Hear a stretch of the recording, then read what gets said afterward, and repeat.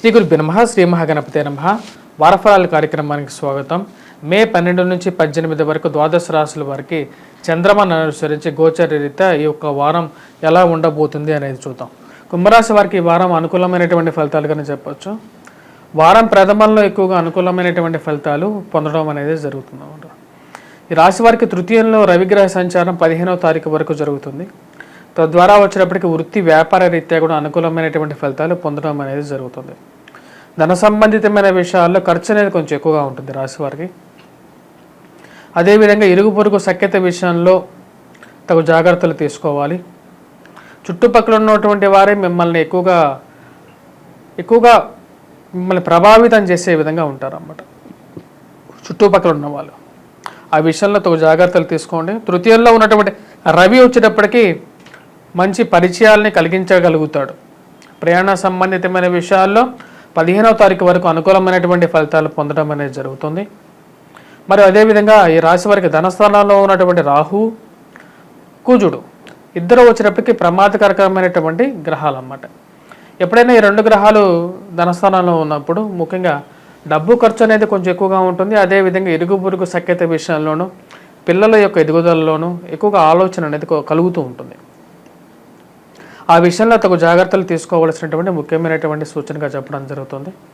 గురువు ఎప్పుడైతే చతుర్థంలో ఉంటాడో కొంచెం అనుకూలమైనటువంటి ఫలితాలు కూడా ఇవ్వగలుగుతాడు అన్నమాట.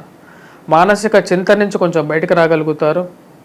ప్రశాంతతగా ఉండాలి అని చెప్పి నిర్ణయించుకోవడం జరుగుతుంది. చేస్తున్నటువంటి వృత్తిలో అంత ప్రశాంతత అనేది జన్మరాశిలో శనిగ్రహ సంచారం అనేది ఎక్కువగా ప్రభావితం చేస్తుంది. పూర్వభద్ర నక్షత్రాన్ని మరి అదేవిధంగా ఈ రాశి వారికి ఈ రాశిలో ఉన్నటువంటి శతభిష నక్షత్రాన్ని కూడా ఎక్కువగా ప్రభావితం చేస్తుంది. శతభిష నక్షత్ర జాతకుల మీద కూడా ఎక్కువ ప్రభావితం అనేది ఓవరాల్గా వచ్చినప్పటికీ రాశిలో ఉన్నటువంటి వారి మీద కూడా ఎక్కువగా ప్రభావితం చూపిస్తుంది అన్నమాట. ఆరోగ్యపరంగానూ అదేవిధంగా వైవాహిక జీవితంలోనూ ఈ ప్రభావం అనేది ఎక్కువగా ఉంది. జన్మరాశిలో ధనస్థానంలో ఉన్నటువంటి రాహువు, అష్టమంలో ఉన్నటువంటి కేతువు, జన్మరాశిలో ఉన్నటువంటి శని కొంచెం ప్రతిబంధకంగా మారే విధంగా ఉంది కాబట్టి జాగ్రత్త అనేది అవసరం. వారం ప్రథమంలో ప్రయాణ సంబంధితమైన విషయాల్లో ఉద్యోగపరంగా కూడా అనుకూలంగా ఉండే విధంగా ఉంది. ఈ యొక్క రాశిలో ఉన్నటువంటి విద్యార్థులు కొద్ది కష్టపడి చేస్తే కానీ సానుకూలమైనటువంటి ఫలితాలు పొందడం అనేది జరగదు. మరియు అదేవిధంగా నూతన వ్యాపార ప్రయత్న సంబంధితమైన విషయాల్లో స్వజాతకాన్ని 1-2 సార్లు పరిశీలించుకున్న తర్వాత ముందుకు వెళ్లాల్సినటువంటి ముఖ్యమైనటువంటి సూచన. పెద్ద భారీ ఇన్వెస్ట్మెంట్స్ గురించి కుంభరాశి వారు ఉద్యోగపరంగా వ్యాపారపరంగా కానీ భారీ ఇన్వెస్ట్మెంట్స్ కానీ అక్కడ మార్పు చేర్పులు కానీ చేసే ముందు స్వజాతకాన్ని పరిశీలించుకున్న తర్వాతే అనుకూలమైనటువంటి గ్రహస్థితి మీ యొక్క జాతకంలో ఉన్నట్లయితే ముందుకు వెళ్ళటం ఓకే అంటే సానుకూలమైనటువంటి ఫలితాలు కూడా ఇవ్వగలుగుతుంది. లేని పరిస్థితుల్లో వచ్చేటప్పటికీ కొన్ని కష్టాలు కూడా గురి చేసే విధంగా ఉందన్నమాట. సానుకూలమైనటువంటి గ్రహస్థితిగా అయితే గోచరించట్లేదు ఇప్పుడున్నటువంటి పరిస్థితి. మరి అదేవిధంగా రాజకీయ పరంగా కూడా మీరు అనుకున్నటువంటి ఏదైతే పొజిషన్ మీరు ఎక్స్పెక్ట్ చేశారో అటువంటి పొజిషన్ మీకు రాలేదని చెప్పి ఒక బాధని ఎక్కువగా వ్యక్తం పరిచే విధంగా ఉందన్నమాట.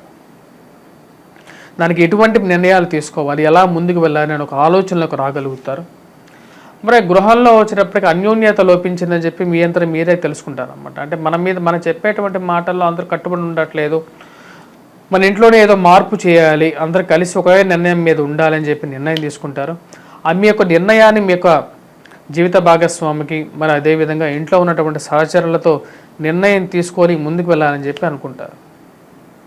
ఇన్వెస్ట్మెంట్స్ స్పెక్యులేషన్స్లో అంతకు కలిసి రావు. స్టాక్ మార్కెట్లో ఇన్వెస్ట్మెంట్స్ గురించి 1-2 సార్లు ఆలోచించుకున్న తర్వాత ముందుకు వెళ్ళాల్సినటువంటి ముఖ్యమైనటువంటి సూచన. ఈ రాశి వారు చేసుకోవాల్సినటువంటి పరిహారాల్లో గురుగ్రహ అనుకూలత రీత్యా వచ్చేటప్పటికి వీరు చేసుకోవాల్సినటువంటి పరిహారాల్లో వచ్చేటప్పటికి దత్తాత్రేయ స్వామి ఆరాధన చేసుకోవాలి. మరి అదేవిధంగా జన్మరాశిలోకి వచ్చేటప్పటికి ఎప్పుడైతే శని యొక్క సంచారం ఉంటే అఘోర పాశుపతాన్ని చేసుకోవచ్చు. అఘోర పాశుపతం అనేది కొంచెం రిలీఫ్ అనేది ఎక్కువగా ఇవ్వగలుగుతుంది. మీరు కావాలంటే మమ్మల్ని కాంటాక్ట్ చేయొచ్చు. అఘోర పాశుపత హోమాన్ని చేయించుకోవచ్చు. అఘోర పాశుపత హోమం అనేది ఏలినాటి శని ప్రభావంలో అత్యంత రిలీఫ్ ఇవ్వగలిగేటటువంటి ఒక హోమం.